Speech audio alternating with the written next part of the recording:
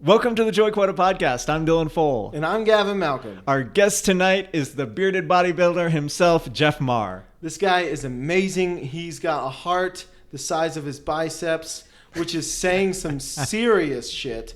You guys are going to love this. This is probably the most important, valid, genuinely content-filled episode we've ever done. Absolutely. And we couldn't recommend it anymore. It's very appropriate for the times, and I think Dylan and I both emerged as better people at the end of this. So please enjoy. Well, why don't you tell everybody a little bit about yourself, Jeff, for those who don't know. Where to start? It's probably the biggest thing is my kids. Seven children. Yeah, that's crazy. Yeah. I always tell people after 3, it's all the same. Yeah, exactly. Yeah.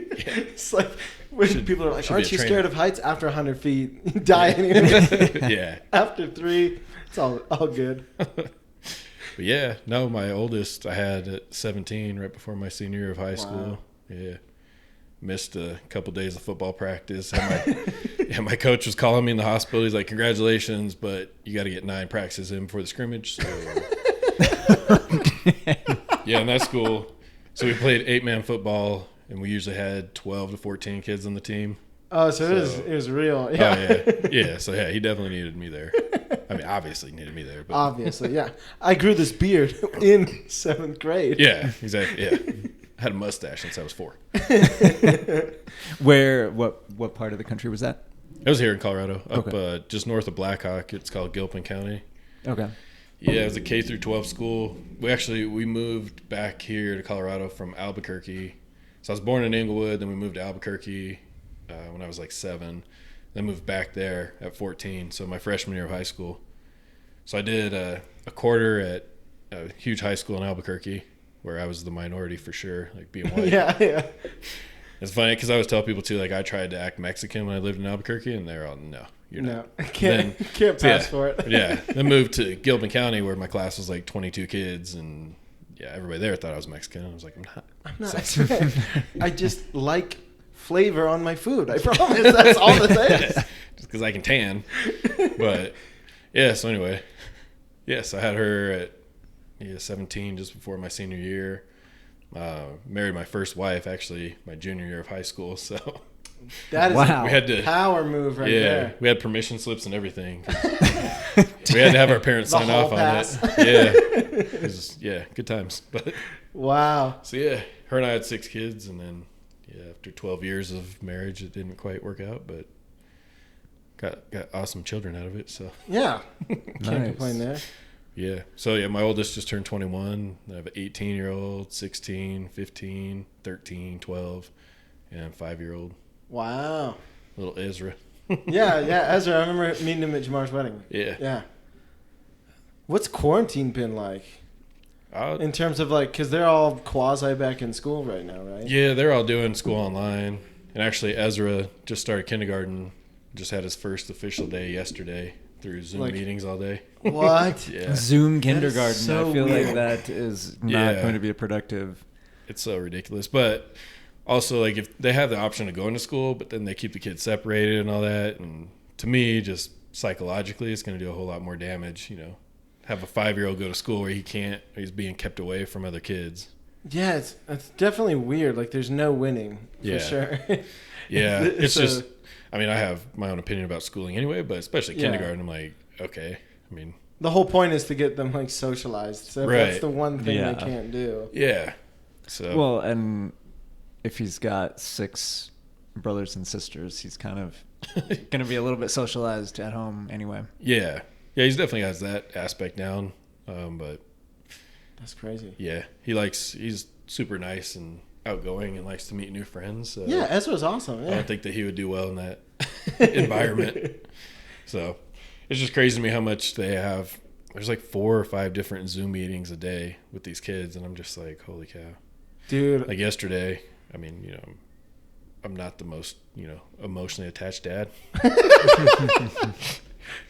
I'm just, yeah. I'm like the dude, right? Yeah.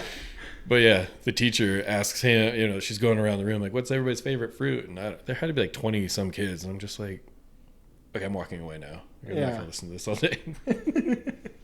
But yeah, again, it's kindergarten, you know, like. Yeah. If you're finding it stimulating, that's probably a bad sign. No, it wasn't even. I was just like, honey, I learned so much today. Me and Ezra, we're relearning cursive. It's great. Yeah, like this is what we're gonna do. So yeah, well, hopefully he gets something out of it though. He had his little evaluation with his teacher, and she's like, "All right, we're gonna do rhyming. Dude. What rhymes with cat?" And like, yeah, Oh, you I should was just play some like whew. 80s hip hop before Man, it got like super intense. Yeah, Just like get them all boned I up. should have. I realized my failure big time. Yeah. Like, teaching him anything. But, yeah, and she was like, "What rhymes with foot?" And he says, "Poop." No, that's a win. And I was like, Count it. Well, yeah. It's in the books, dude. I was like, well, he's not wrong-ish. I don't know. That's better than anything Lil Yachty put out this year, and he's a billionaire. So yeah, you put the right beat to it. You don't need anything rhyme. that's awesome. But yeah, So what do you do when you're not full-time kid wrangling? yeah. Well, now I have a construction company doing construction remodeling and something that I just have always done, but I hate it. So Yeah. try to do something else.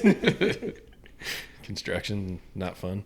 Yeah, it's never like a long being someone who's done that for pretty much the majority of my life. It's definitely days where you're like, oh, that was great.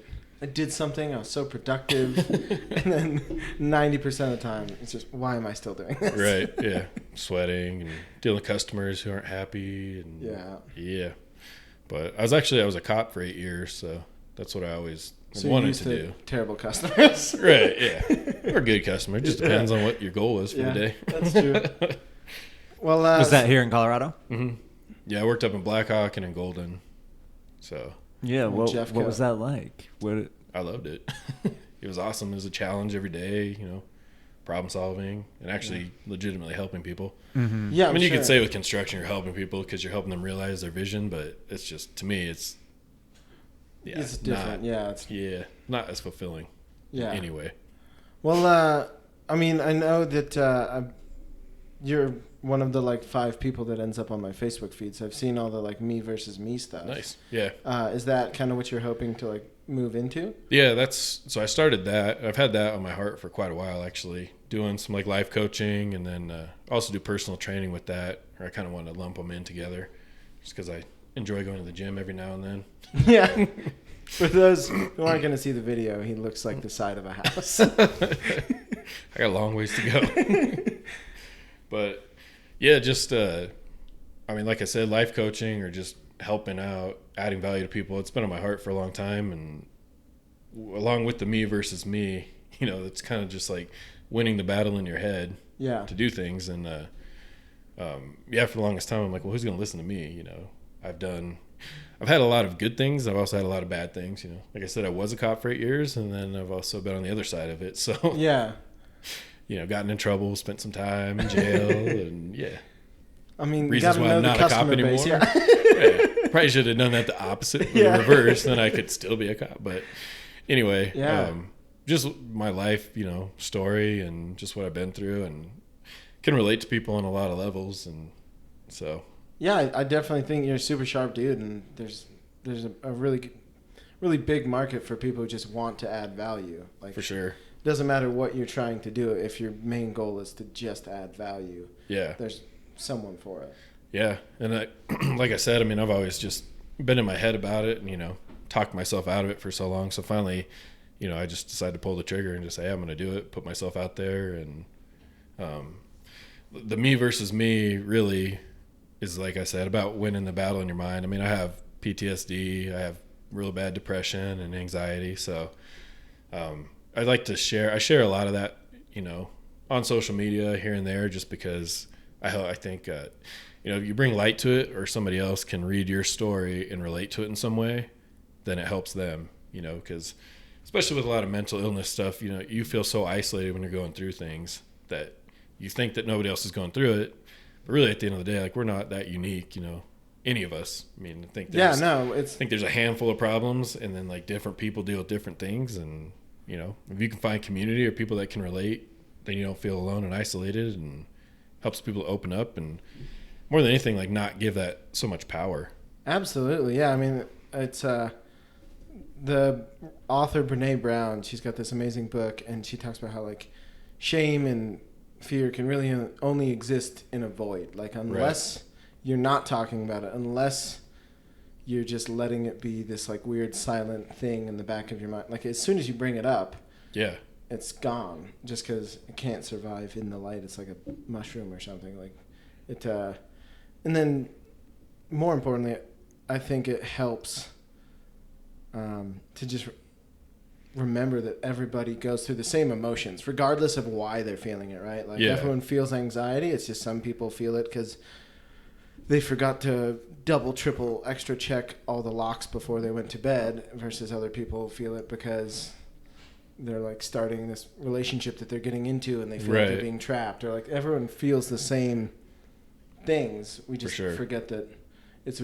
equally valid no matter why you're feeling it. Yeah. Yeah, and that's, I mean, one of the biggest things for me too. So, I mean, I've always had depression as long back as I can remember. And growing up in my family, you know, that was more viewed as weak, or I was told to pray more. Yeah. Just pray Can't more. hurt. Yeah.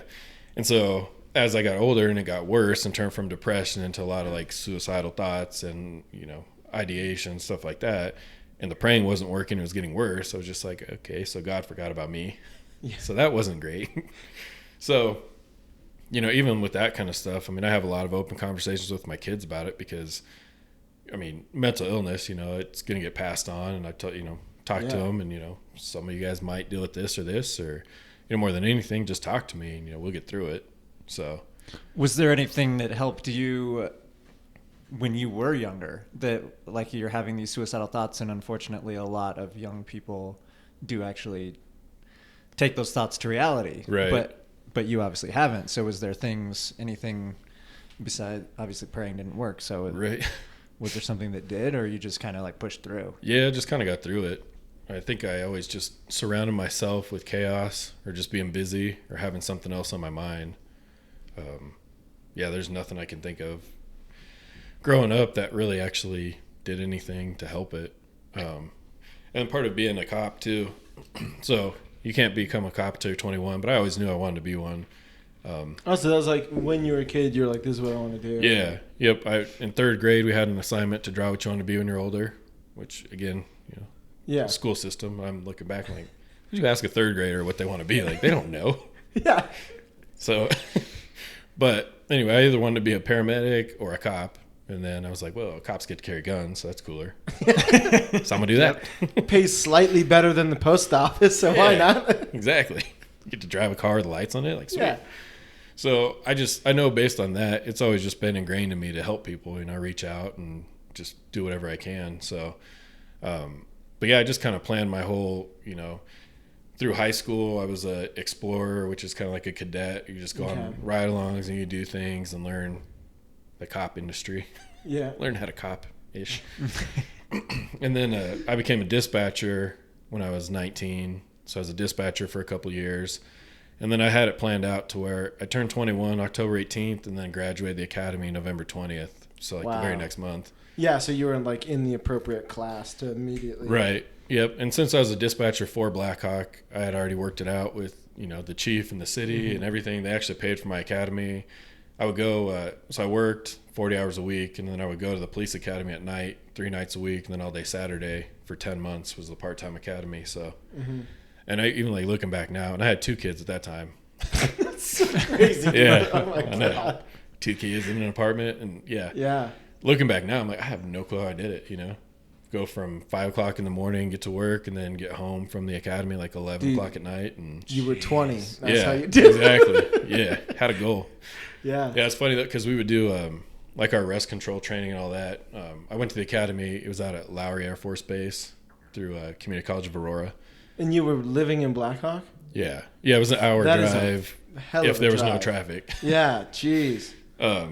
Yeah, if I got late at work and didn't leave right at 4, left at 4:15, then I was like stuck in traffic. And that's a super wow. Yeah, but me and another buddy of mine, we would take our rackets. We played racquetball, like, so we have a break, you know, and everybody's laying on the mats dying. Play you racquetball. Let's do it any day, dude.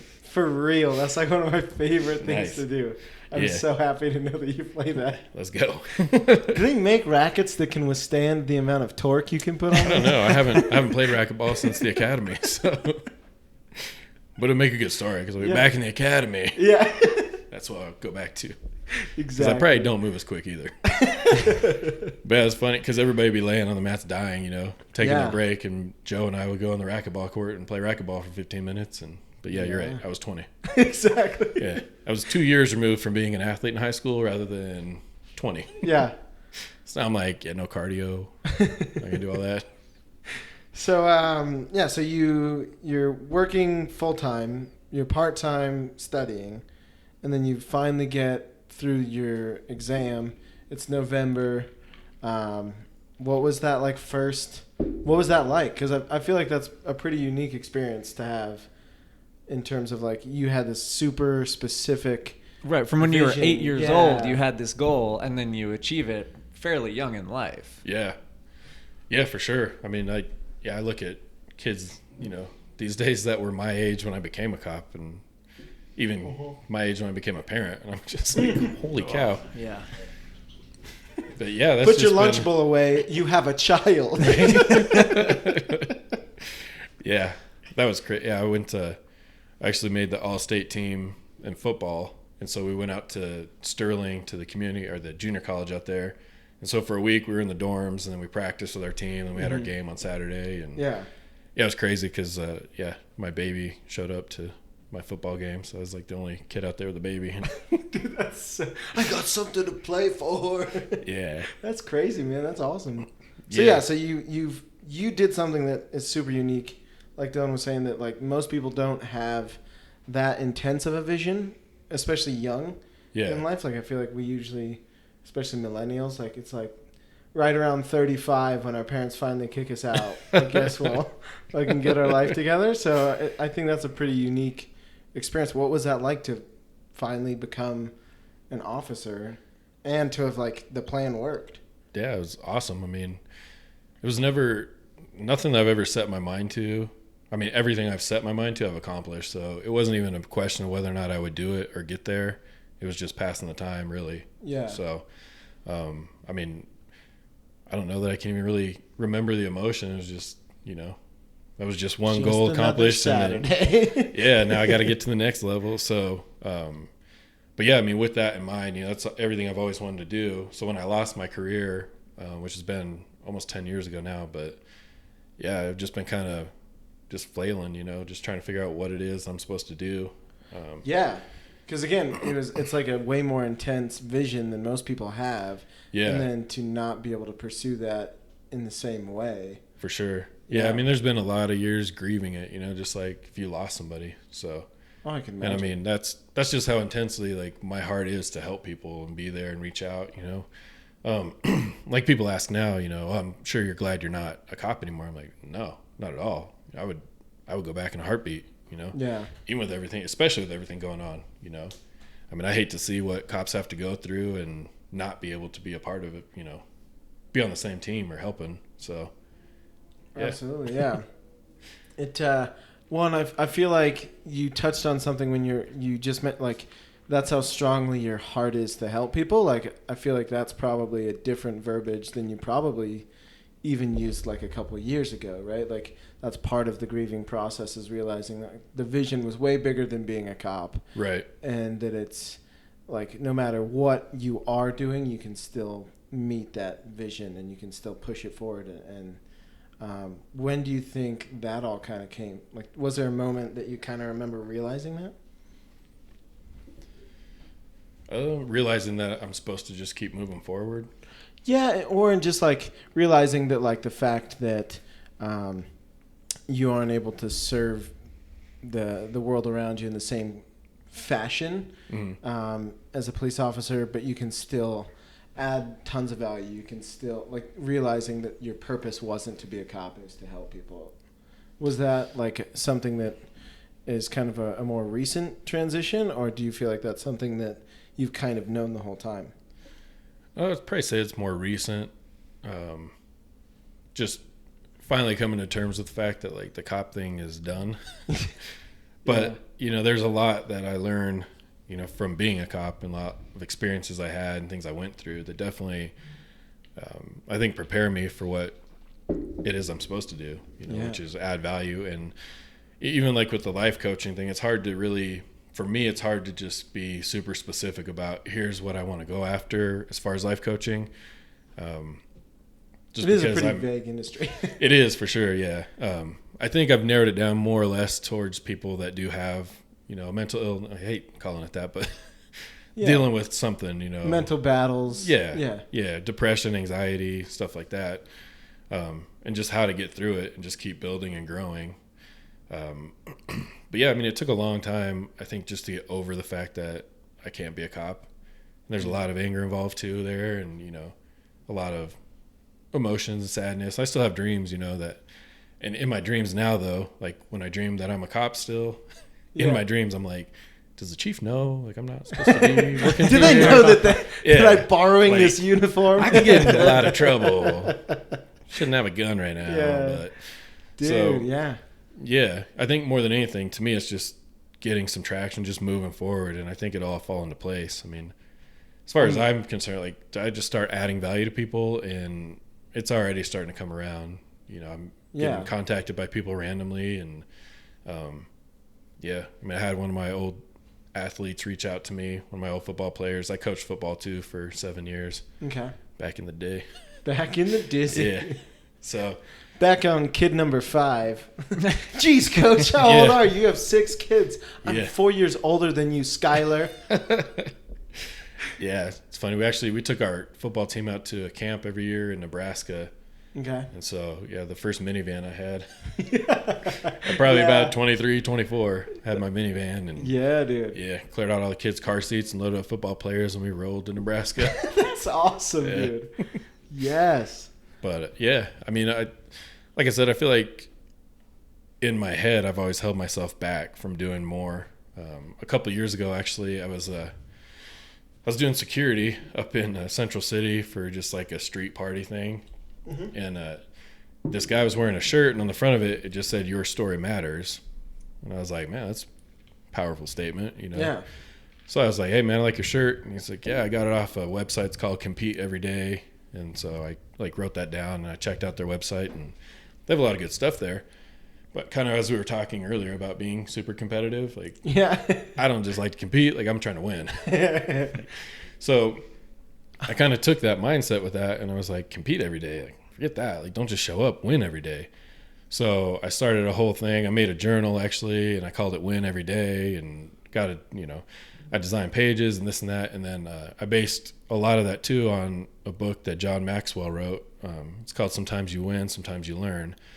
And so in that journal, every day you have your win for the day, and then you have what you learn. So basically your loss of the day, like, what'd you learn from it? Mm-hmm. Like I said, that was a couple of years ago. I made it, and all that, and then I just kind of let it fizzle out because, again, I'm like, well, who wants this, And that's a big part of the battle in my head, is like having that confidence to just push it forward, know? And even with that, anybody I've mentioned it to was like, man, that's awesome. Yeah, totally would do that, and just let myself get talked out of it with myself. Yeah, so. I know exactly what you mean. I forget. It's gonna drive me nuts because there was a time I could quote this offhand, but it's basically the things that are easy to do are easy not to do. Right? Yeah. Like it's all about those little tiny things of like it's just as easy to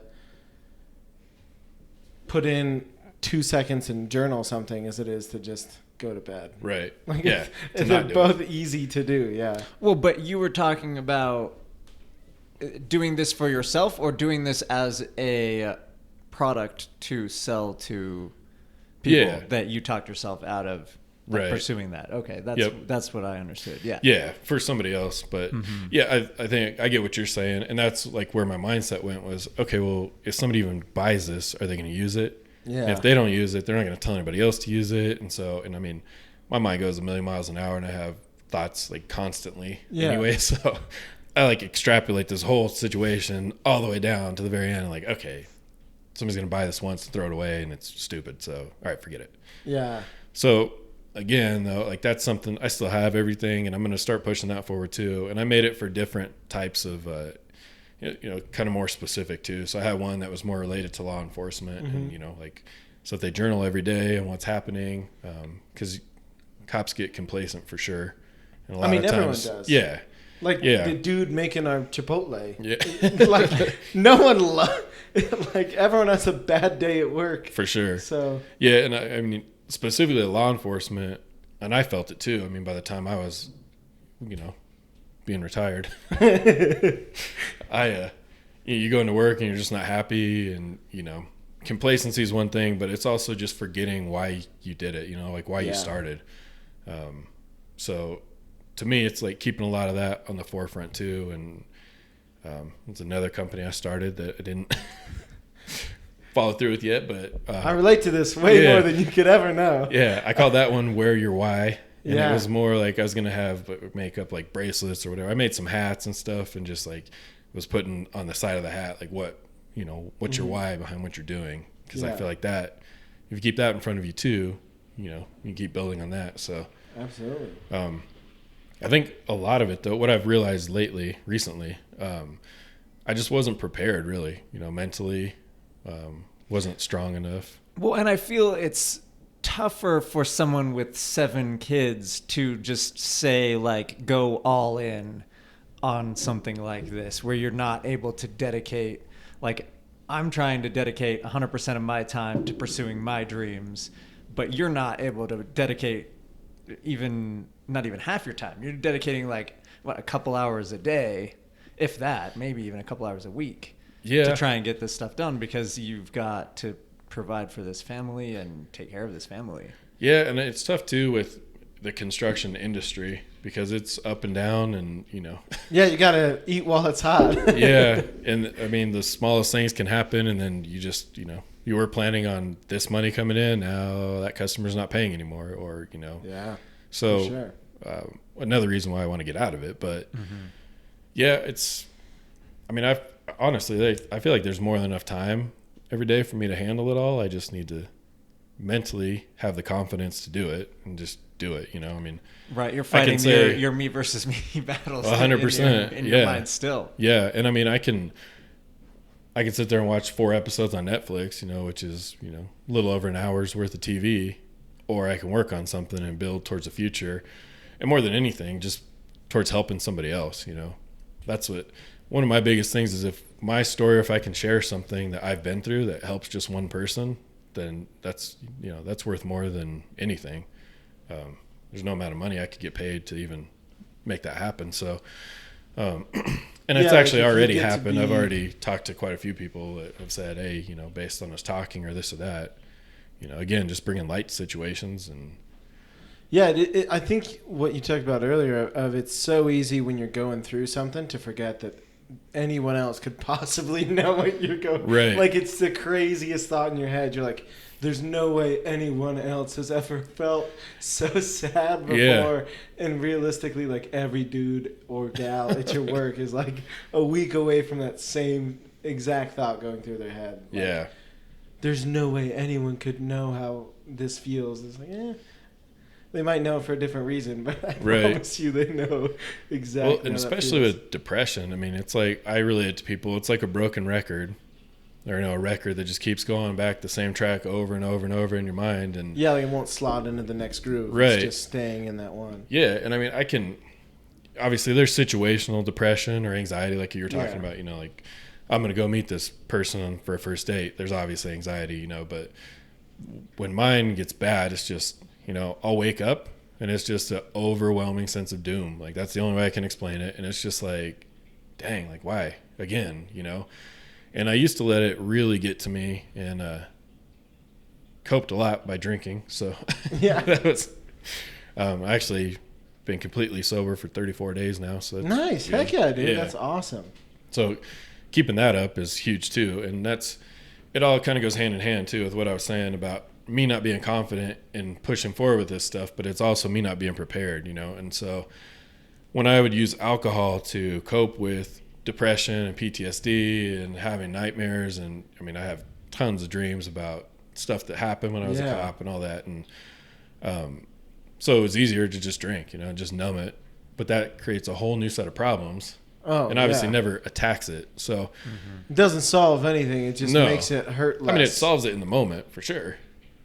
Solves maybe a strong Temporary, word. probably not solve it. Yeah, it like you said, it numbs it. It doesn't go away. You just don't feel it anymore. Like if I accidentally cut myself and instead of actually getting it stitched up, I just like shoved it in a bucket of ice. Like I might not feel the cut anymore, but it's not getting better. Like, Right. That's kind of Allie and I have a rule like no sad drinking. Like Yeah. if you have a horrible day and all you want to do is just like relax and have a drink to just like get through it, the other person is like we're both very accountable to each other. Like based on everything you just told me about your day, are you sad drinking right now? Because if you are, like we're both not doing that. We're going for a walk. We're gonna do something. Yeah. But as soon as you go into that numbing, Right.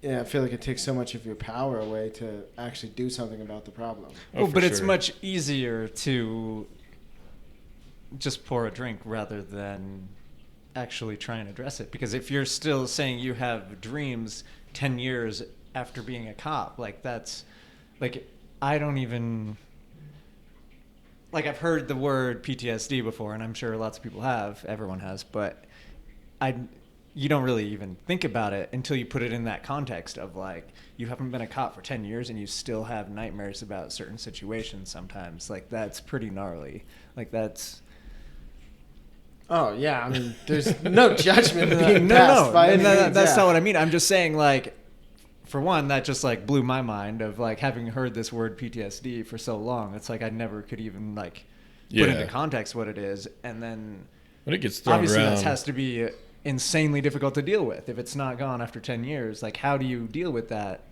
The easy thing to do is drink. Like, for sure. For sure, yeah. And I think, for me, part of that healing process really is just adding value to other people and just sharing my story. I mean, obviously there's therapy and there's counseling and there's EMDR that you can do and a bunch of stuff. But at the end of the day, I've really gotten to the point of just looking back at things and saying, okay, why did I go through this? Not poor me, why did I go through this? Why this happened to me? But obviously I was put in these situations for a reason, and there's some good that can come out of it. There's a lot of good that can come out of it from the bad. And instead of dwelling on the bad, which is easy to do, and with depression, it's easy, because your brain's reminding yourself how worthless you are constantly. And then you add alcohol to it, which is a depressant. Oh yeah, And so then that doesn't help. But where my alcohol would get out of control is going on a bender, Oh, 5, 6, 7 days, you wake up and you're super anxiety. So I'm going to take a couple shots and I'm going to feel a little better. And then once you start feeling better, you're like, okay, well, I want to keep feeling better. And so just days, a week of my life gone, and just like flies by. And then the end of it, trying to recover from that. That's takes- another week. Yeah. Yeah. Takes even longer. And so, yeah, like I was saying, it was part of me being prepared and basically mature enough to be able to, for me, if I'm going to coach somebody else or be their support, I need to be accountable to them too, and so that means I can't be not of sound mind. I can't be going on a 7-day bender and just blow off, all of my, everybody I'm coaching, just gone, so, this last time, like I said, 34 days now. And the last time I was just like, all right, that's it, and alcoholism is a whole another beast, and everybody comes to their own place with that eventually, I suppose. And I think so. I've had for years people like, oh, think about your kids and this and that. And it's not to be harsh. It's just the truth. But I'm like, well, nobody else is going to make me stop, thinking about anybody else or, there's no motivation to me, no external motivation that's going to change it. I just had to make a decision finally. And, that's where I'm at. So, yeah, totally. And not to say it's not difficult or, not that I don't have support or I don't have things in place that. Or that you don't care about your kids. Right. Like all that stuff. 100% care about my kids. Yeah. But I think Except oftentimes, sometimes, like, hey, didn't teach you that. A lot of time. And, it's funny because it is like, I'm not unique, but depression, anxiety, PTSD, alcoholism, just those 4 things there, I think can relate to a lot of people. and just not judging people that are going through things, I think helps a lot of people to just reach the next step. Yeah, for sure. My family is not the most versed in those types of things. So, and a lot of people that don't, if you don't struggle with alcohol, then you're not going to understand somebody that's like, I can't stop, and it's easy to be like, well, just stop. Just put the bottle down. Just stop it. Like, Oh, yeah. okay, cool. Thanks for your great advice. Yeah, appreciate that.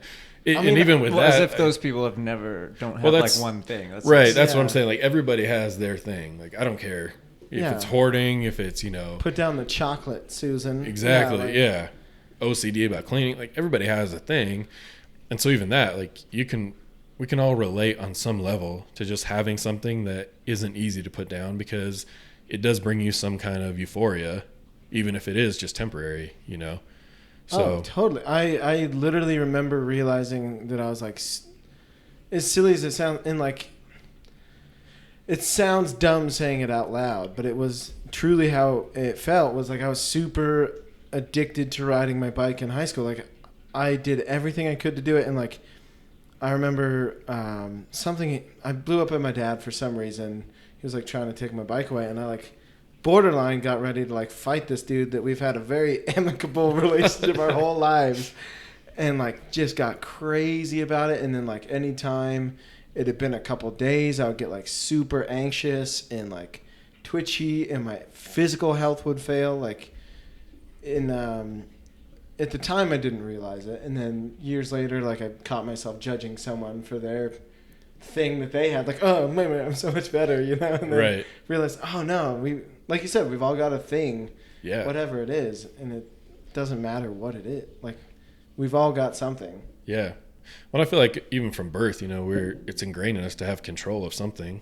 So, for you at that age, what you had control over was your bike. Oh, for sure. And when you're on your bike, you had the freedom. You could do whatever you want, like, oh yeah, I see that like, jump, I'm going to hit it or I'm not going to hit it. Like, but it's your one choice. place I felt like people actually valued me. Like, Especially when you're good at yeah. something. I was really good at drinking. Don't want to brag, but Yeah. could have gone pro, but Yeah.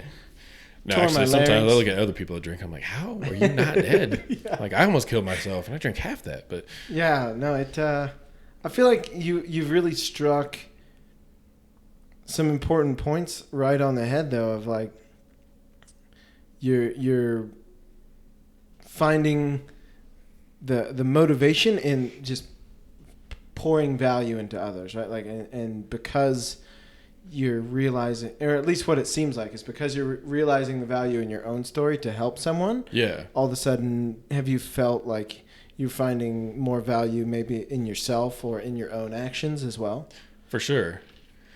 Yeah, and I mean, just, helping somebody and seeing that. And then, again, me versus me, like, I put, like, my slogan there is, it's all in your head. Yeah. Because it is, really. I mean, I can get through a lot of things and depression and this and that with the right self-talk, and drowning out the horrible voices, with positive things. But a lot of that, too, is finally coming to a point to be like, all right, I have done good. I've done a lot of good, and I have value to bring to people. And not in an arrogant and cocky way, but just in a way of realizing, what's been put on my plate throughout life and how I've handled it. And, I think probably the biggest motivator out of all of it is I'm still here. So like there's got to be a reason for it. Absolutely. A whole nother story. But if I hadn't lost my career as a cop the way I did, I wouldn't be here. I mean, I was literally planning my suicide on duty, like Damn. leading up to my last couple months there. Wow. Yeah, I was an accident reconstructionist, so like we would go out and rebuild an accident, and vehicle speeds and this and that, and I had it planned like the exact wall. I mean, I still know the wall on I-70. I was going to come down and hit that wall and make it look like an accident, so that way I died on duty, and then my kids would get taken care of, and all that. Wow. So, and that was all from really the call that did me in mentally. I had an 18-month-old baby who wasn't breathing, and we got there and did CPR, and There's only so much you can do. Yeah, we did I've done CPR on 14 people and only saved 2, so it's not good odds. If No, yeah. you're having CPR done on you, probably gotta Yeah, things are looking bad. looking bleak for you. But yeah, so, and I was an instructor in CPR and first aid, but we couldn't get a seal on the mask on the little guy because he had a smaller face. But so I did mouth to mouth, and that's the only time I'd ever done it, and that just for some reason just blew up my head. Oh yeah, I'm sure that's like crazy intimate. Yeah, it's like the only word I could picture. Yeah, it was, and I had my second youngest son was the same age at the time as that baby, and that was New Year's Eve, and so like that date, in the last couple of years hasn't been as harsh, but a lot of that stuff is just how much power I'm going to give that situation. I mean, I've cried more tears than I know how to cry and apologize to that baby over and over, and there was he had a terminal illness anyway. There was just some factors in that whole call that I handled it as more of like a medical assist trying to help him, and we didn't process the scene as a crime scene in any way. And there was definitely foul play there. So that I think I've carried more guilt about than anything. We went to that baby, I remember I went to his house first when he was 6 months old. In the middle of the night he was having a seizure, which is crazy in and of itself to watch a little baby having a seizure. But at his memorial, the fire department, there was a ton of firefighters that showed up and paramedics, because just over that time of his life, there had been so many calls to his house. And the cops, it was me and a couple other cops that were there. We showed up and then couldn't find the dad anywhere. I mean, his mom walked up and gave us a hug and was like, thank you so much. And then when his dad finally came around, I'll never forget, he was just like cold, stone cold, and he was like, hope I never see you guys again. He's like, I know where you guys parked to watch that stop sign down the street. And even in that moment, this was after, I don't know, 3 days removed from it and having nightmares the whole time and not sleeping. In the moment, I was like, I just want to punch this dude in the face. Like, are you kidding? Like, I'm like losing my mind here because of your child, trying to save your child, and that's what you're going to come up with? So anyway, just putting everything together after the fact, like, he definitely had something to do with it. So there's definitely some just carrying around that guilt for so long, but again, it's what we decide to give power to. And anymore, I'm like, I did everything I could, for sure. Yeah. And I think that's the important thing to remember, right? Like,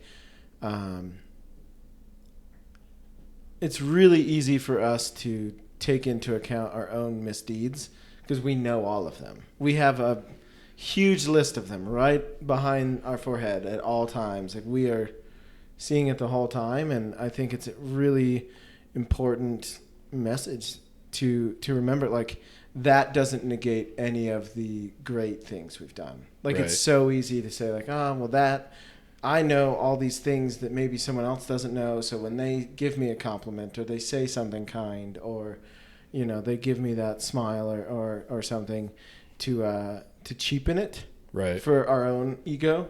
I consider it ego as like, I know so much better than this person that would objectively love me, like it. I think that's something that, like you said, like what you're saying of just stepping back and realizing like it's the power I'm giving it, and more importantly, like I did what I could. I acted appropriately at the time. Like, that's what it is. Like, right. We can only do as best as we can in the moment. Right. And and some of it too, it's like to tear things apart and make things so much worse. Yeah. Well, and I think a lot of that too with depression, it's just feeding into that, and I've related it before too. It's like, almost being in that chaotic feeling of depression and this and that, and reminding yourself. And then, when you're depressed, your mind's reminding you of all your failures anyway. So it's easy to stay depressed, and it's almost comfortable, because that's what you know. So staying in that moment, it's comfortable because you know how it feels, you know what to expect, it's going to last for a couple weeks and blah, blah, blah. Yeah. But again, I've just gotten to a point like, forget that, like that being competitive. That's why it's me versus me. I'm going to be better than me. I'm going to be better than me. Yeah. Yeah. Like that voice is going to get shot down, like I'm better than that, and I know that. And there's a way to be, cocky, humble, I think.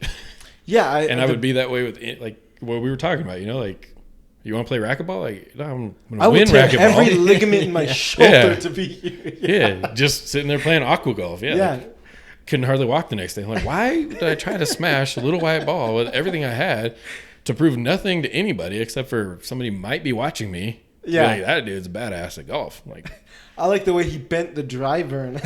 right. Yeah. Like, serves no purpose. And so I can be that way externally, you know, and I could be that way with anybody, you know, like I said. I mean, Yeah, totally. I've told people before, I mean, I could build a space shuttle. Like, somebody built it. They Yeah. figured it out. They didn't do it overnight. It's going to take me a while. But if one person can do it, Give I me can a do minute. it. Yeah. Let me have them. They did it without Google, so I can't Yeah. use Google. That's whatever. That's fair. Yeah. But to have that amount of confidence in everything else, but then let my own mind beat myself up, like eventually, you know, and it honestly, like in the last month, I'm just like, forget that, you know, like, no, that's stupid. That's not true, you know, and even if it is true, so be it, but I'll do better. You That's know? a- And so that's, to me, like if I can offer that to other people and just be like, yeah, me versus me, you know, you can whoop that side of your mind. Yeah, You absolutely. know, I've let that side win for a really long time, and I'm still here. Got you some know? points to make up. It's Yeah, okay. it's about to go down. Comeback story of the year. Let's do it. Yeah, and in that, you know, it's just like I said, just adding value. You know, if I can help somebody else to understand that, win that battle inside your own head, then you know, that's what I was here for. Absolutely. I wanted to Go go for it, back Dylan. for a second. Yeah.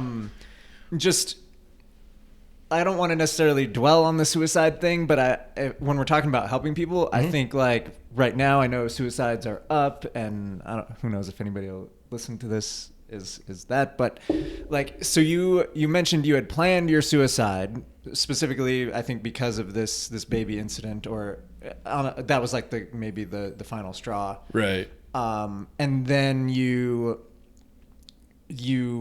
are forced off the police force, which is By could my own arguably, mistakes. well, yeah, but arguably that's like the most depressing thing that could have happened. You lose your dream job, your dream life, and yet you're still here. So the worst thing to ever happen to you didn't ingrain in your mind, I need to kill myself now. So you didn't. Can you speak a little bit about that? Maybe like why you didn't? Or? I mean, I guess if I thought about, so part of, you know, depression or being suicidal, and a lot of times people don't like to talk about that. And again, that's something that I'm open about, you know. I mean, I have and I think suicidal that's thoughts huge. all the time. Yeah. You know, like all the time. And really, and I say it to people all the time, it's okay to not be okay. And you're not weird and you're not unique to have these thoughts. And like I say, I think things out, you know, and I'll have, it's not just like, I don't want to be here. It's literally thinking out step by step, like how I'm going to end it all, what's going to look like who it's going to affect and be involved. I say affect, I guess that's kind of a side note, but a lot of times people who are suicidal too, you know, or somebody who does take their own life, and then they have people sitting back and being like, that's the most selfish thing they can do. Nobody that's been that low would ever say that about somebody else taking their own life. Right. Because it's really not, you know, I mean, you just want it to stop, and that's how bad it is inside of you, that literally everything else good going on around you isn't enough, you know, to snap your mind out of it. Yeah, exactly. I think Robin Williams, like, that Yeah. blew everybody's mind up. Like, how could you? But that's just how bad it is in your own head, you know? So I can't really say, like, what has prevented me over the years, other than, you know, if I was drinking, I would drink to a point of passing out. So that probably saved my life a few times. It's like, yeah. Wasn't sober enough to kill myself. I think it's practical. Yeah. I mean, that might be a good slogan for a t-shirt. Wasn't sober enough to die. Yeah. But Took a nap. Right. Yeah. The only time that, and it was when I was still a cop, alcohol was involved for sure, but the person I was dating at the time, we had gotten into an argument, and I was a motorcycle cop, and then I had hurt my back, so I was on light duty, and I was in the records department filing records all day, which is, you know. That's a great time. Yeah, you go nothing from but empty space with nothing oh my but gosh, your it was thoughts. Yeah. horrible. So anyway, And just, yeah, that incident happening with the baby and all that. And what messed me up the most about that incident was how bad it affected me, because I had seen a lot of stuff, been through a lot of stuff, and nothing ever affected me that way. And so that's probably what scared me more than anything, and just kind of spiraled a lot of stuff out of control. But yeah, we had an argument. I went out to my vehicle. It was an Expedition, because I have a lot of kids. Yeah. And had my gym bag with me, and I always have my gun in there in the holster. You know, always, like, anywhere I go, I'm a cop. You know, I gotta have my gun with me. Which, yeah, it's more of just a arrogance thing, probably, because I was like, well, I can, so I will. Yeah. I was never really a huge gun guy, like, not now. So, but anyway, had it there.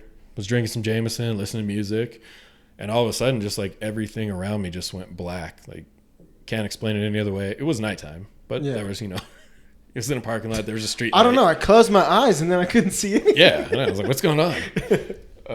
No, it was crazy, because it wasn't even like the sensation. Because you close your eyes, there's still light that comes in through your eyelids, right? Like, it was just everything going black. And all I could hear in my mind was a voice saying, come home, come home, come home. And I got my gun out and I like put it to my head, and I was going to pull the trigger. And all I could see, like, everything was black, and there was a tiny white light. And I audibly heard somebody say no. Wow. And so put the gun down, like, went back inside. That's a whole nother story, but I'm sure that's a sobering moment, to put it lightly. for sure. Yeah, 100%. That's like really the only specific moment I can say something happened to prevent me from doing it. That's probably the closest that I've been, though, Yeah, I mean, to actually carrying out an act. And yeah, so since then, it's just the thoughts over and over and over, and just that overwhelming feeling of just wanting it to stop, Yeah. So I think probably what's helped me more than anything is just not letting it win, just pushing through. Yeah. Well, and I like what Dylan said of, like, the worst thing that could have possibly happened to you happened. Right. And that didn't do it. Right. So literally, by definition, anything else. Yeah.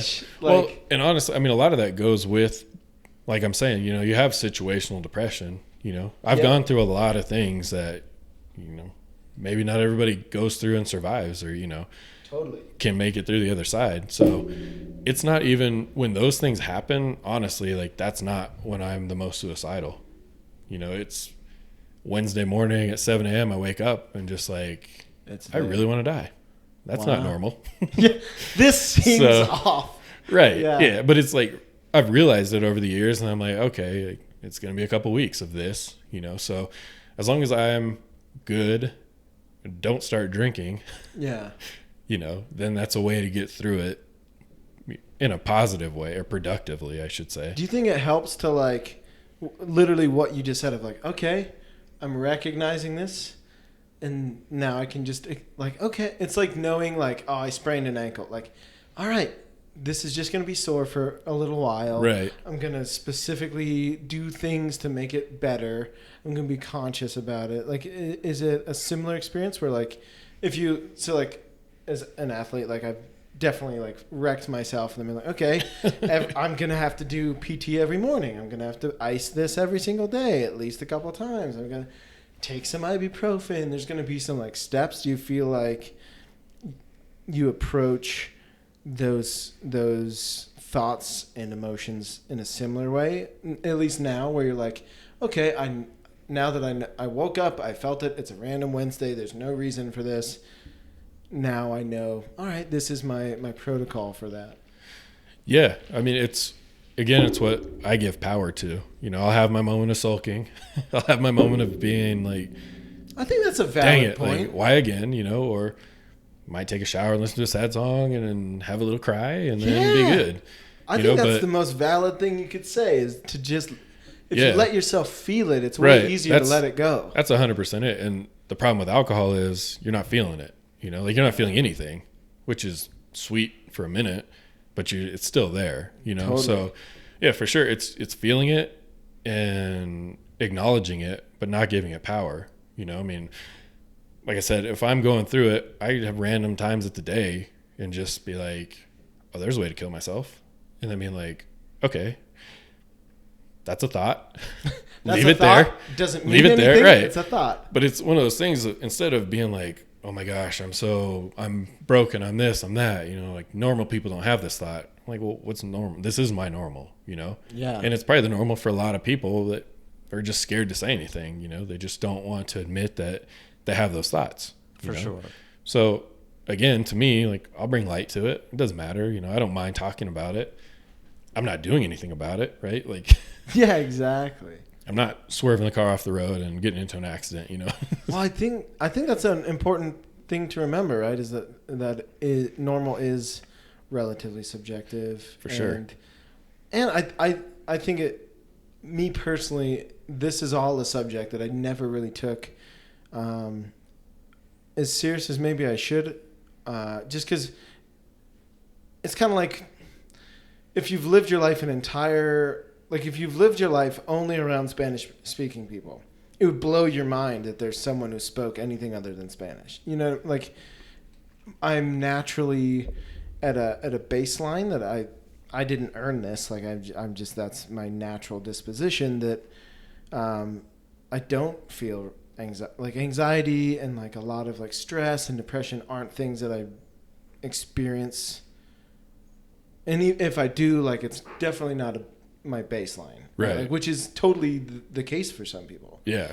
And so it for a long time did feel kind of like, oh come on, like get it together, and it's perfectly natural to not necessarily see things someone's way when you've lived differently. And then I've noticed more and more like, oh, actually that is a weird thought.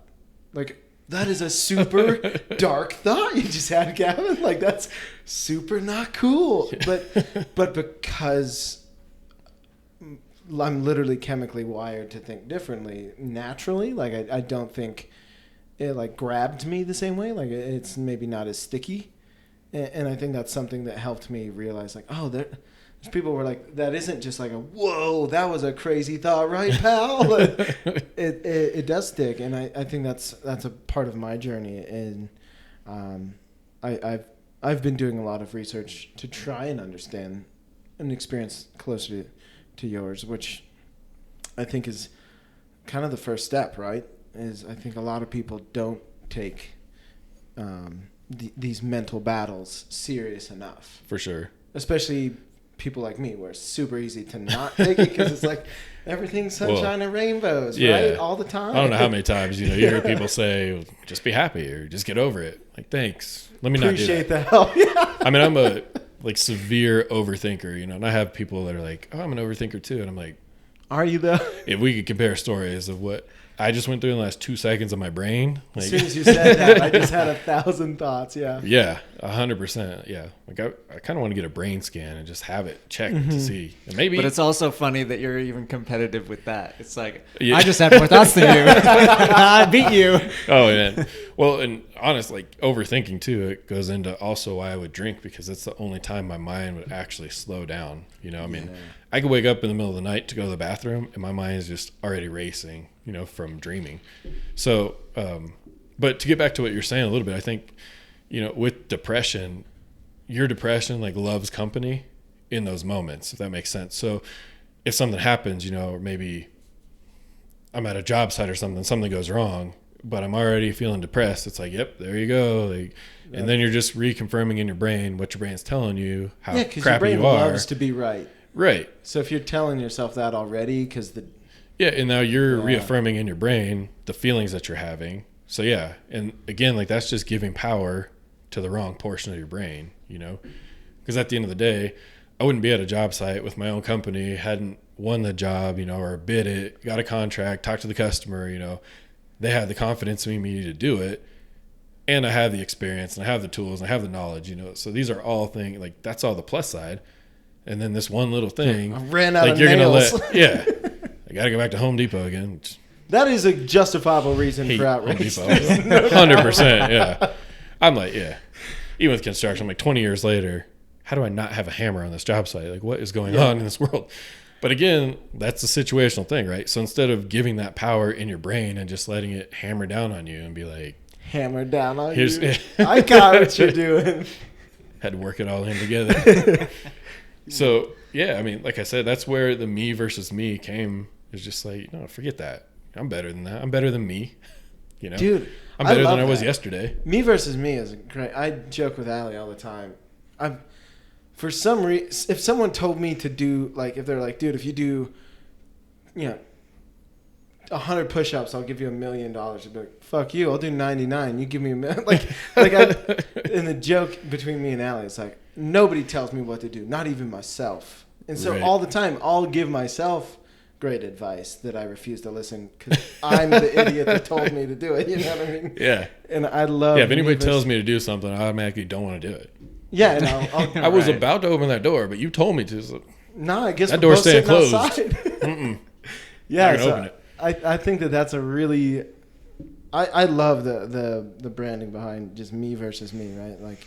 Yeah. So what can you? I guess can you tell us a little bit? I'm completely unfamiliar, other than what you've told us, me versus me. So, like, what are you doing with this? Like, is it like a YouTube or what? Where can people find out about this? Really, it's first started just as more inspirational. Mm-hmm. So, I also have a T-shirt company. Got along T-shirt with my company. other 500 other things, but.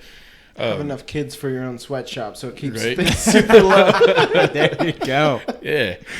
So I designed some different T-shirts, and my thought was I was going to hand out a bunch of them and just have people blast on their social media, and then if it inspires somebody, then they'll buy one, because people like to wear inspiring things. Yeah. And so that's a part of it, and then really the other part of it, which I didn't really move forward on until last week, was the life coaching and the personal training.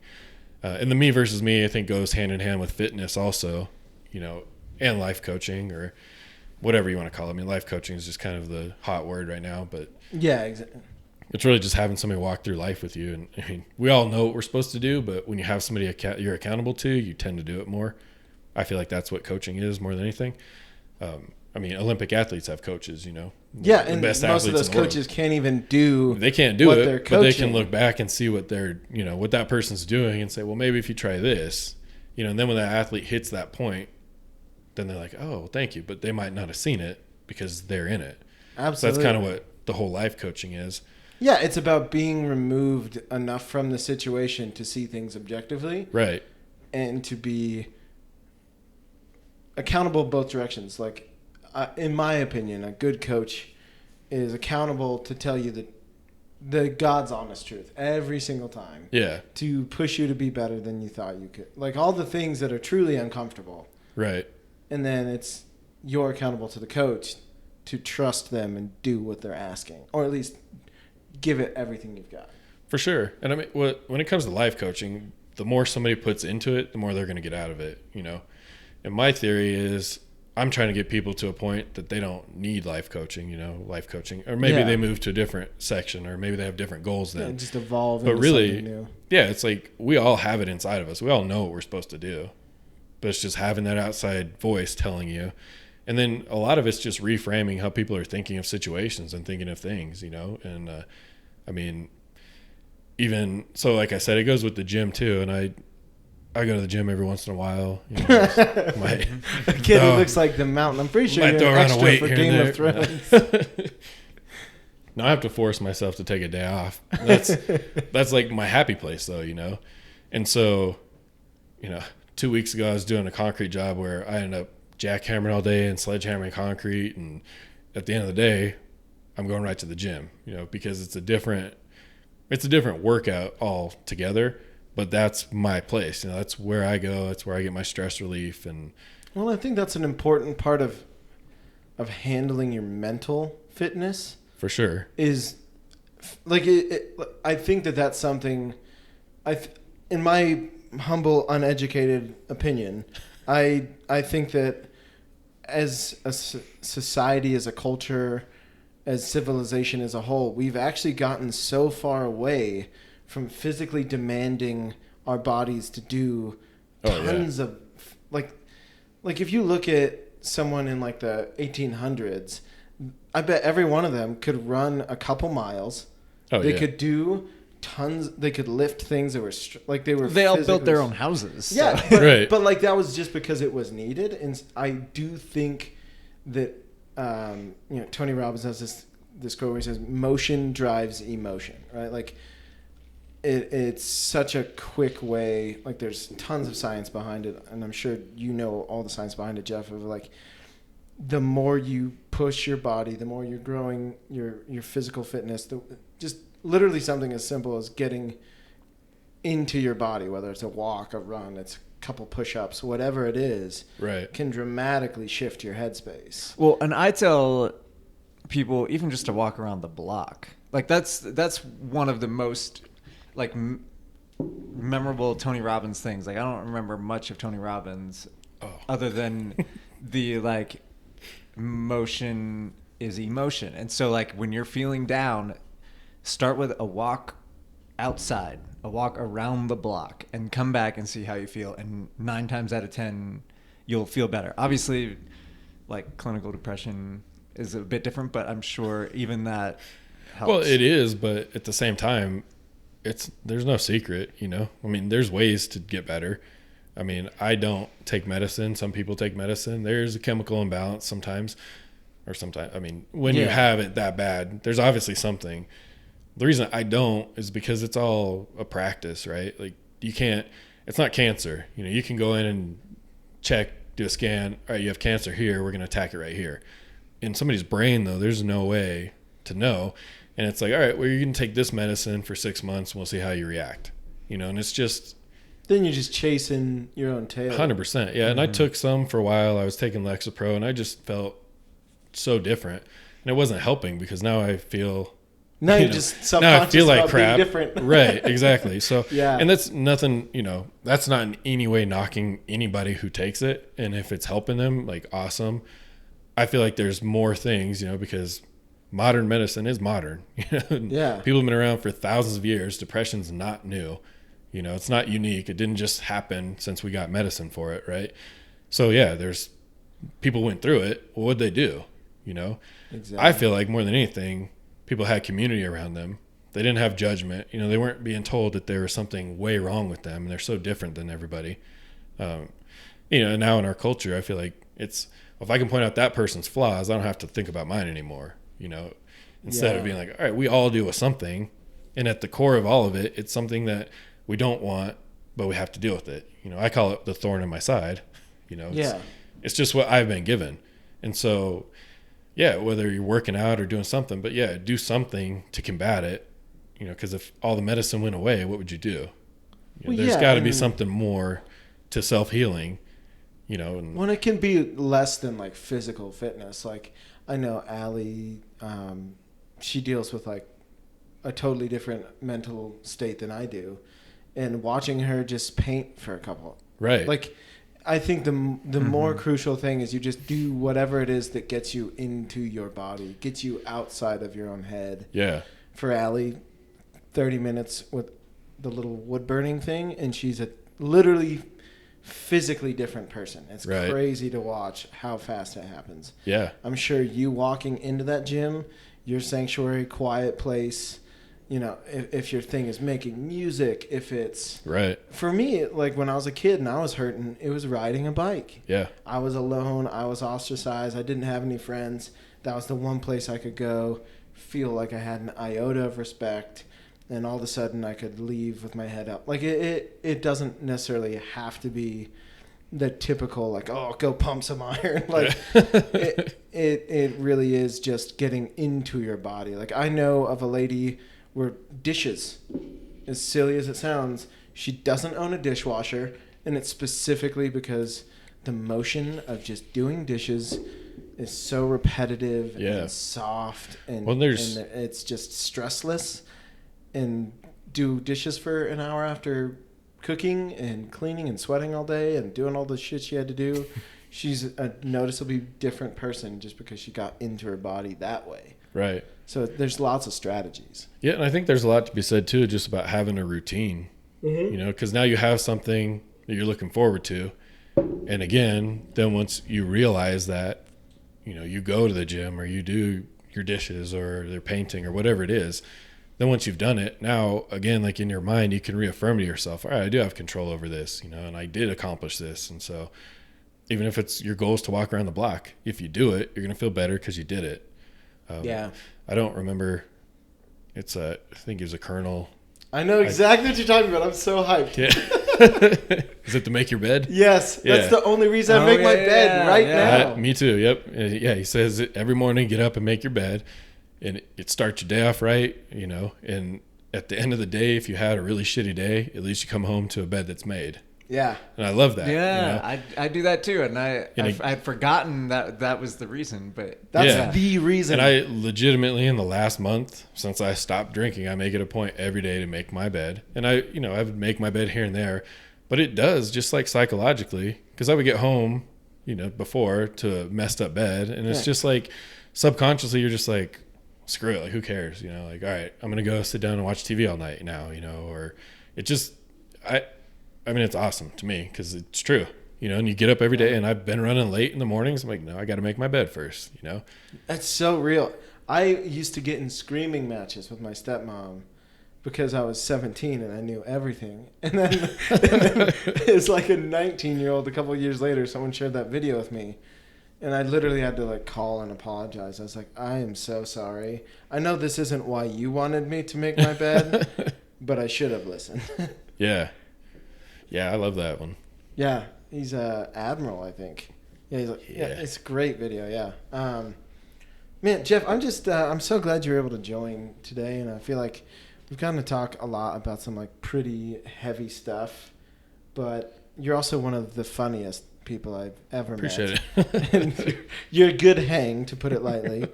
What's just like something fun that's happened recently, or just like a good story that comes to mind?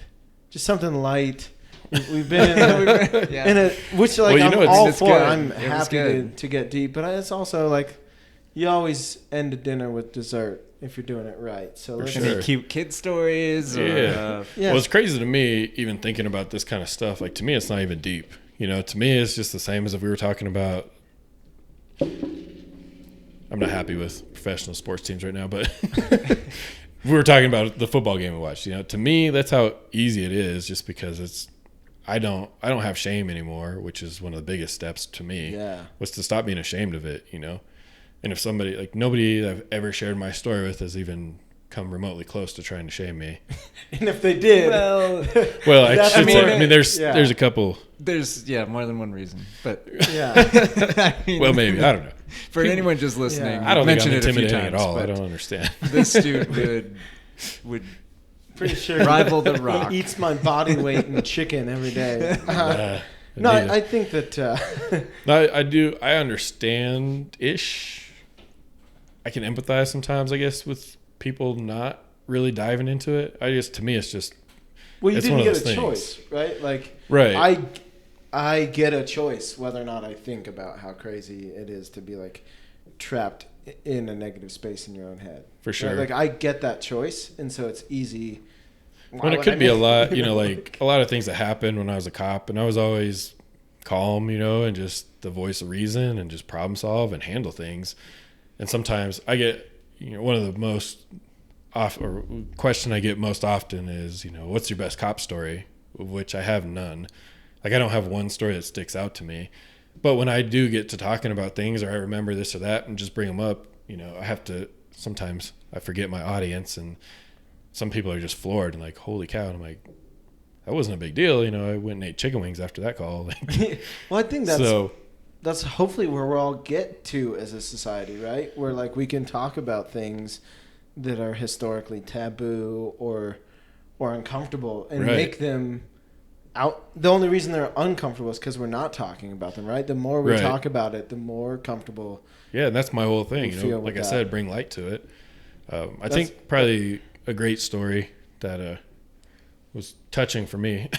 So, my older kids are teenagers, and we haven't, part of it has been my drinking has pushed them away to not want to spend as much time with me.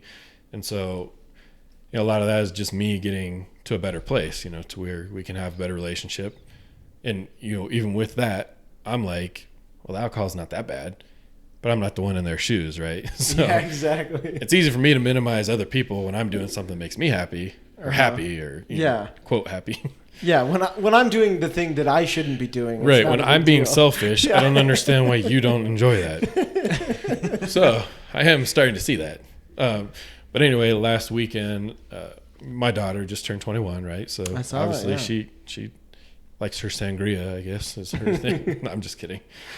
But She's the law of the claw. Let's be honest. She's millennial. yeah, probably. I don't know.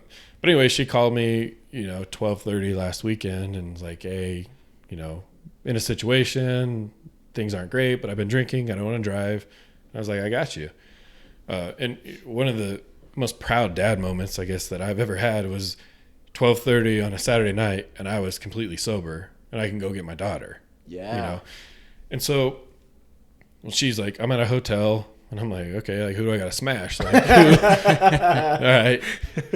Like I said, I think everything through in my mind. I'm like, all right, she's there with the dude. They were drinking. And like, why should I at a hotel with the dude? All right. She's 21. Do your thing. Like, Yeah. I technically don't get to say anything. Yeah. And I don't because, I've been that. Yeah. I'm that dude. If you tell me not to do it, I'm like, I didn't want to, but now I'm going to. But anyway, yes, that was my first thing. I was like, do I need to... Somebody need to get their ass whooped. What's up? And she's like, nope, we're good. And so I get there. Well, it turns out it was her and her 3 sisters, and they were having a little girls' night thing, and they all just had their girl, teenage drama. Yeah. So I say drama. That's not to put down what they're going through, but that's it. They were just having an argument, and so my oldest just didn't want to be a part of it anymore, but had been drinking, so wanted to leave. But anyway, I showed up, and we just chatted for a little while. I just talked with all of them and let them kind of talk. And, one of my biggest things, even with drinking or any of that, I'm not judging at all, and Caitlin kept saying, I'm sorry, please don't be mad. I'm like, I'm not mad at all. I've made several poor choices. Right? I was like, I don't care. Yeah. You calling me is the greatest thing you could have done. I wouldn't have ever called my parents because I didn't want to get ridiculed, or belittled or be made to feel bad because I did this or that. And that's kind of what I told them too. I was like, I don't care, and Kristen's 18. I was like, you can sign up to go die for your country. I don't care if you drink any alcohol. I literally don't care. I was having kids before 18. Exactly. Come on, Yeah, dude. I know. Yeah, I'm not going to sit here and judge you. Exactly. And I had you before 18. Right. Come on, bro. Yeah, I wasn't drinking at the time because I knew I wanted to be a cop. But whatever. But anyway, we just talked for a little while, and then Caitlin ended up just staying there, and all that, and so. That's a huge win too. You smoothed over teenage girl drama. Oh, for sure. Yeah. Do not gloss over that. That's heroic. We have an understanding. It's all good. I just got to be the calm in the storm sometimes.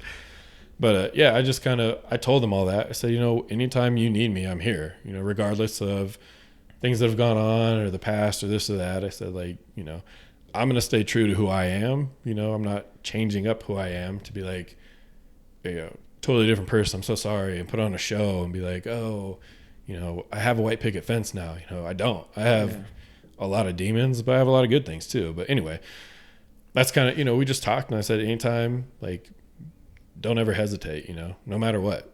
I'm not going to belittle you. I'm not going to berate you. I'm not going to judge you. Everybody goes through their thing. And I guess to wrap it all up, I wrote it down what my daughter said, because I said something, and then one of my daughters, they're not smart asses at all. Like me. Yeah, it's not hereditary by Definitely any means. not. No. But she had made a comment, and she didn't quite get it. But then Krista, my 18-year-old, was like, no, what's most important is we called Dad and he showed up. And so that's awesome. That to me made me choosing to not drink 34 days ago worth everything, and just, my life has been positive since then. Work's been good, everything. So just hearing that though to me means more than anything. So I might have messed up a lot, but at the end of the day, that's if my life ended tomorrow, that's the last thing they remember about me is that when they called Dad, he showed up. So that's awesome. Yeah. That's really awesome. I don't know if that brings light to all the dark stories. Well, I mean, not even dark. It's just it's like you real said. Life.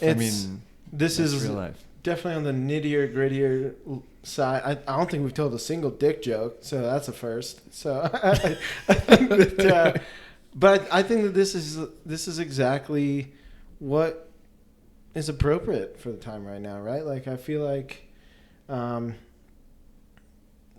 sometimes Like, I mean, what you were talking about, like, the more we just talk about it, the less weird it is to talk about. For me, like, talking about anxiety was super taboo for a long, long time.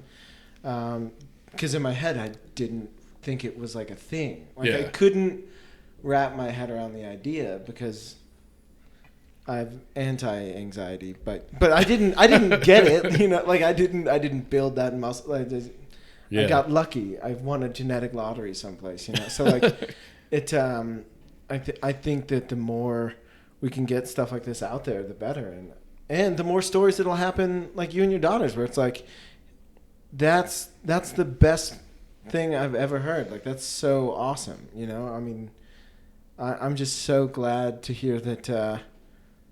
I can only imagine like what that felt like, you know, like. Yeah, I played it off. Amazing. I was just like, yeah, whatever. Played it. I got this. Yeah, you know, I showed up. I definitely. Yeah. Crying into a McDonald's cup in the car. Yeah. No, Dude. definitely. Well, okay. I feel like our audience would kill us if we didn't at least ask. If you're comfortable. If you're not comfortable telling us, don't do it. But if you are comfortable telling us. Is this where the dick joke comes in? No, why? What? Can you give a little insight of why you got kicked off the force, or is that no go? And if it's no go, it's totally fine. Oh no, that's fine. I got arrested for domestic violence, so that's why I lost my career for. Okay. The same person I was dating when I had that episode where I was going to shoot myself. Her and I got into a fight argument, you know, and I ended up pushing her a couple times, and that was that. Yeah, that's all it takes. So, you know, shouldn't put your hands on people.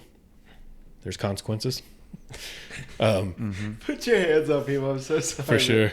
Yeah. Played that so chill. Yeah. I mean, so another part of me, I want to share my story with law enforcement too, and go back somehow and try to help that too, because, you know, for me, becoming a cop at such a young age, and I really have to check myself because it was ingrained in me to have control over the situation, right? Yeah. And the male brain is still developing till mid-20s, right? Right. So I'm 20 years old and being told and being shown how to take control of situations. And I'm really good just vocally. And I was 140 pounds when I became a cop. You know, there's nothing intimidating about me physically. I had to talk to people, and I was good at it, you know, and it's just called command presence, you know, where you just have it. So, and a lot of times I'm not even intending to, and people are just like, whoa, and I'm like, what's up? Like, everything's cool with me. But anyway, just having that, and then being a cop at 21 and having to take control, you know, and like what I say goes, does not translate into your personal life. Yeah, it's not how marriage works. No. Not at all, no. Or a relationship. It's almost the opposite. Yeah. Or with your children. So yeah, I started to put together a course called Life Survival for Law Enforcement, because they'll teach you how, you know, I can shoot a gun really well. You know, I was an arrest control instructor. I know I can take somebody out, and I'm not worried about that. My driving skills are impeccable because I was given a vehicle and a driving track and told to beat the hell out of this car when I was 20 years old. And I was like, okay. Yeah, challenge. Been driving for 4 years. I got this. But all that stuff, you know, they spend so much time training that, but there's no training on what you do when you go home. You know, you take off your uniform and work. They'll tell you, you know, from the academy through training, and, you know, you got to leave it at work. It's impossible. You're not leaving it at work. You know, so what do you do with that? And again, there's no training. It's leave it at work. Well, what do you do when you go home and you can't leave it at work? And now you're ahead even more because like, I can't just do what they said to do. Yeah, like, why can't I do what they Right. told me Well, and to I do? feel like now more than ever, of course, like that's kind of what America at least is going through. Some of that, perhaps. Oh, yeah. I don't want to go down that rabbit hole too deep, but like, well, and that's part of, you know, there's a lot of people, and I have to temper myself with how many comments I respond to on a lot of things. Right. I can't even imagine. A lot of it to me is just ignorance involved with people and just being like, that's not how it works. So, you know, like, and so when somebody says, you know, that's what you signed up for, absolutely not. Like, no cop signed up to get shot or stabbed, you know, or spit on or have bricks thrown at them because of a riot or a protest. You know, like, that's not what you signed up for in any way. And so, yeah, I get what you're saying. Like, people have this assumption now, You know, it's almost like the Monday morning quarterback for how bad, you know, Peyton Manning was over the weekend. Yeah. Like, bro, like you were JV backup quarterback in high school. You know, like you were there for the wind sprints, really, let's be honest. Like, Yeah. you have no clue what football is or what it entails or the fact that this is one of the most elite athletes ever, you know, to play this game.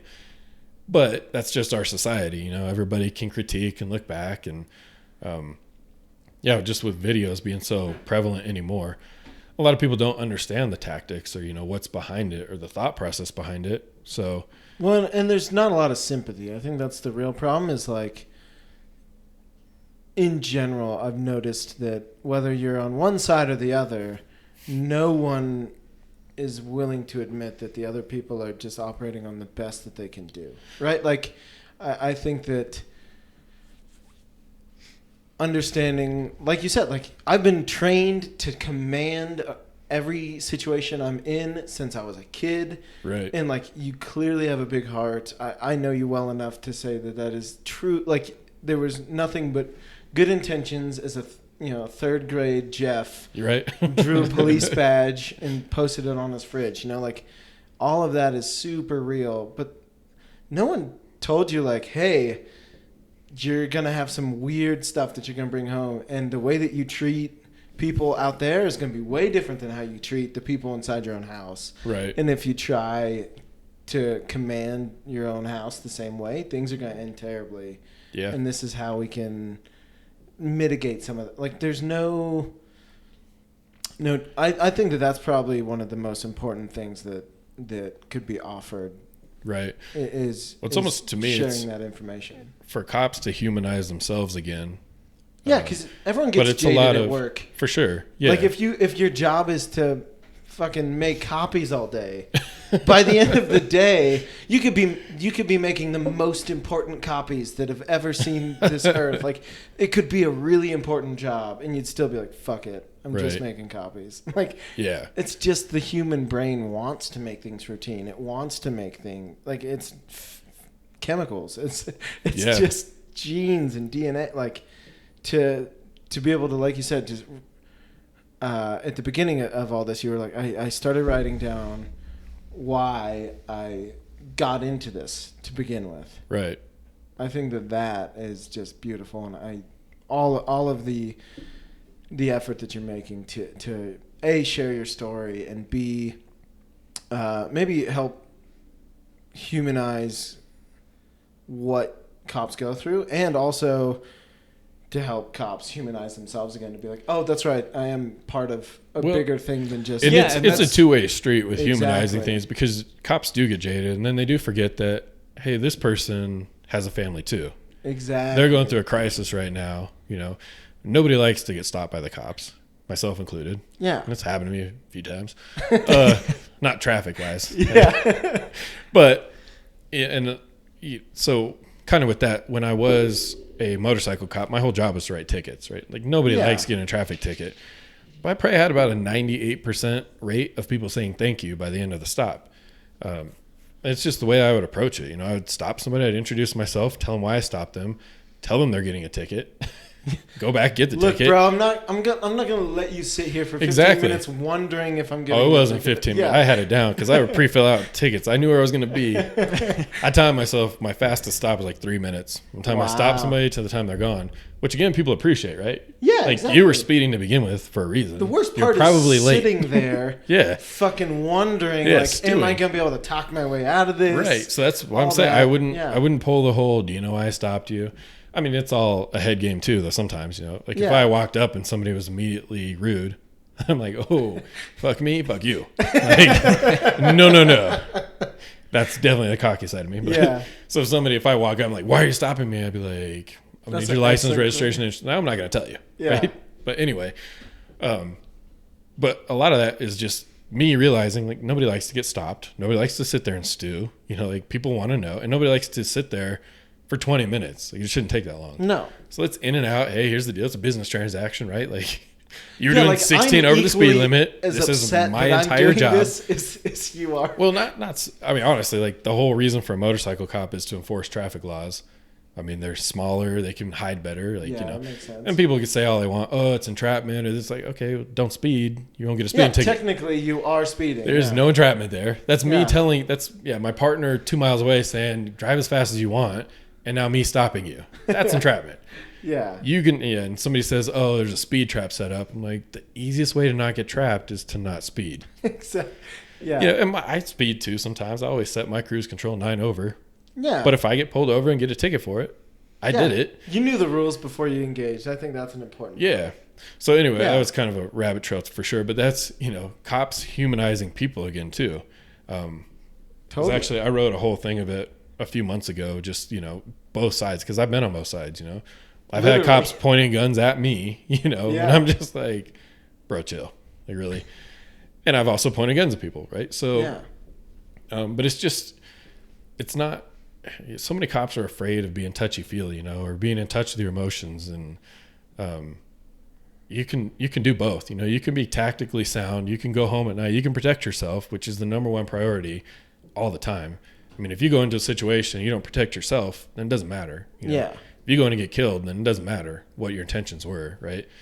But yeah, just with everything, just humanizing one another and understanding, like, we're all here to do something, I mean, Well, I think what you talked about of like bringing the emotions back into it, right? Like, I joked around about how like much tougher and stronger and better we were in like the 1800s. Like, we definitely weren't in touch with our emotions, right? Which was causing so like as much as we're dealing with the physical or maybe they were. ailments, maybe they were. I don't know. Maybe they were more in Yeah. touch, But but now we're I- told not to be. Right. They I didn't think have that's a huge problem Facebook right now. to whine to. They had to Now, whine to their now, wife. now Well, no one's dealing with the fact that like When they weren't the comparing emotions aren't themselves a part of to it. so many people, like, look at our social media. You can literally, if you follow certain people, now you're following a lifestyle of a billionaire.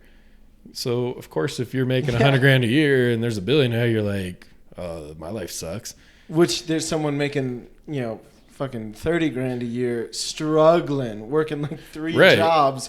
It's Yeah, like, screw but- this guy making 100 grand a year. Yeah, back in the day though, you compared yourself to your little circle. You weren't comparing Yeah. yourself to all these other people. So, I mean, it's a slippery slope all around. But Yeah, I guess what I was trying to say is like bringing the emotions into it makes you stronger tactically, makes you stronger in a lot of ways that we probably aren't reminded. Or I say that as like we as citizens and also like as law enforcement. You're definitely not definitely like I have any fucking idea what I'm talking about.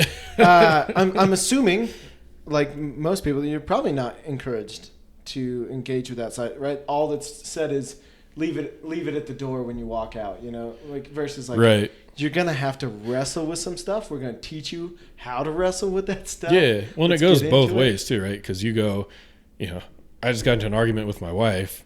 Now I'm driving into work. Now I put on my uniform. Now I got to forget about all this drama at home, Yeah. which doesn't happen No, either. it doesn't at And all. so then you pull that to the next call you go to. So maybe you go to a domestic violence call, and now you're like, oh, she's been nagging at me, so I can get where he's coming from, But yeah, either way, all that stuff gets, it's a mental game there too, and having confidence in your skills and your training, to me as a cop, if you have that, if you're mentally engaged, then you can show empathy to people and you can talk to people and you can humanize them more.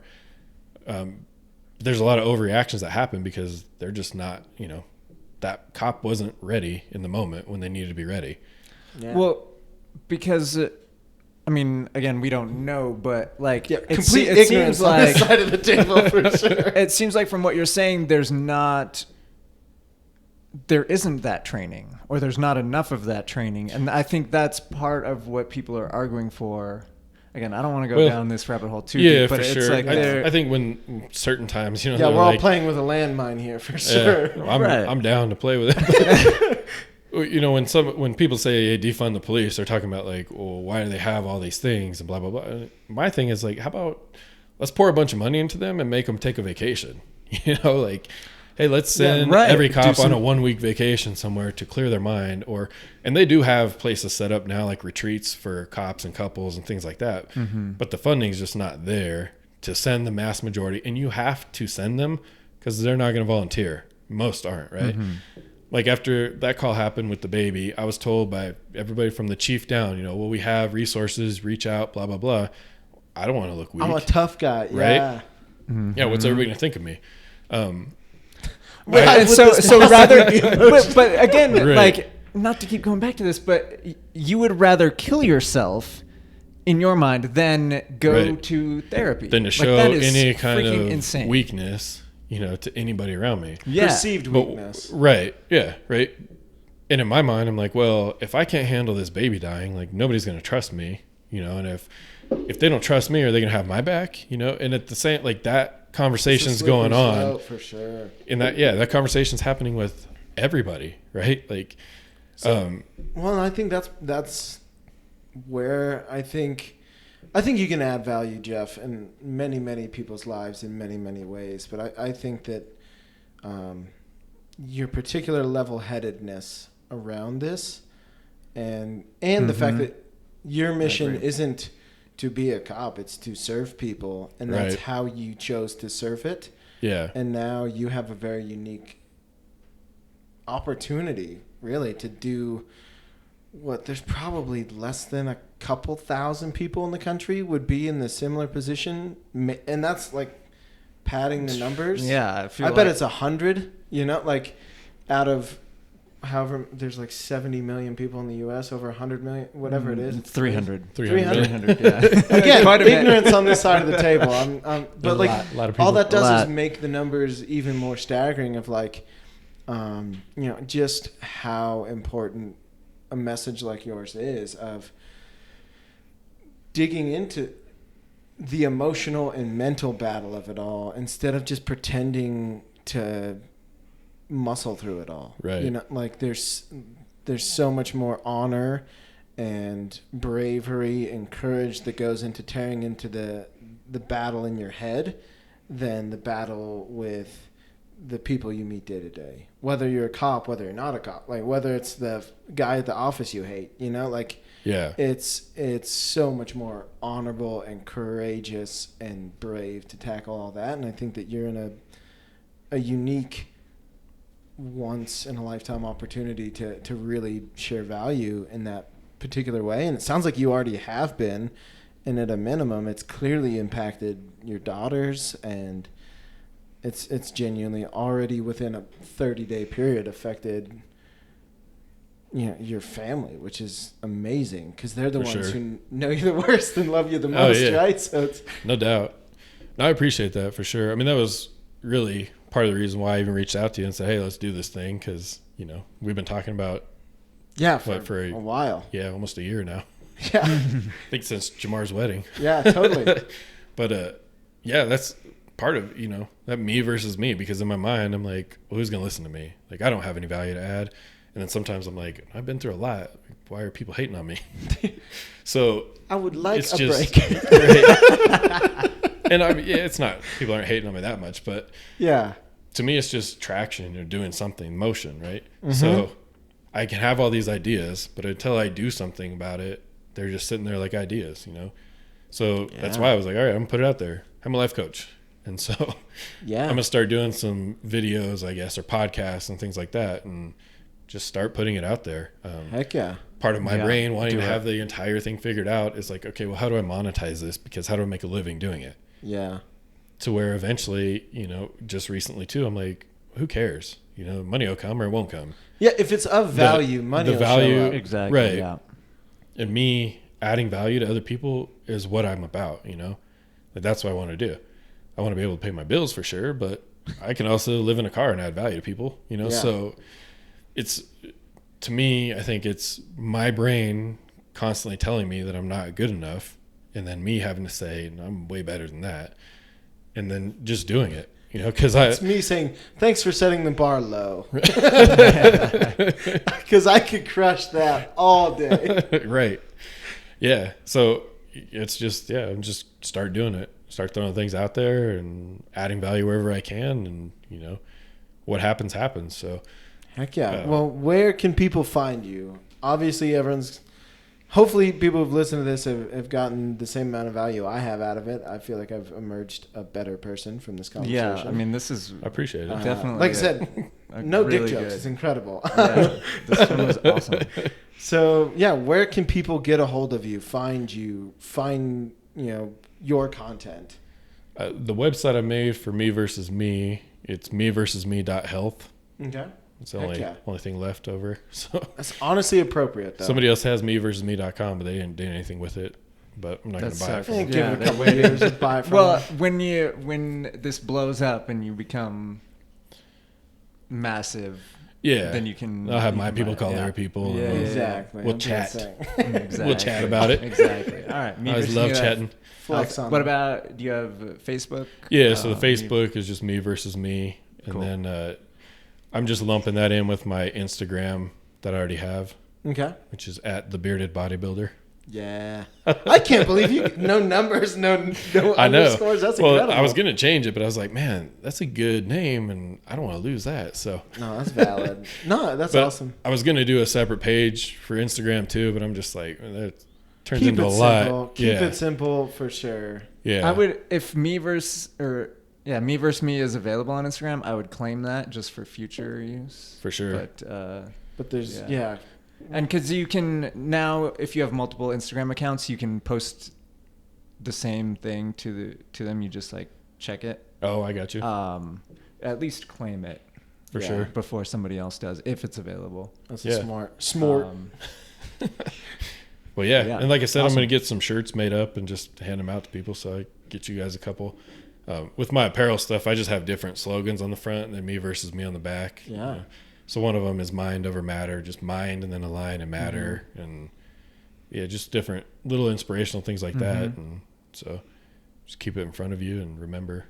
Yeah. Just Heck yeah. be better. Yeah. Jeff.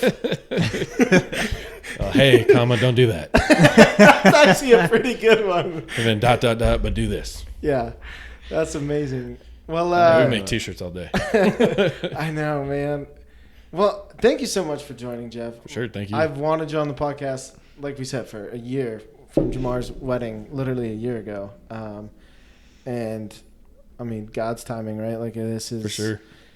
This is a much more productive and effective version of probably Right, yeah, what because would've happened. if you didn't have the Me Versus Me a year ago and the 34 days sober Right. a year ago, like this, Yeah. it was timing perfect. Like I said, This was awesome. everything's falling into place just like it's supposed to. And yeah, a lot of it was just me being in the right place to handle it, Mhm. you know?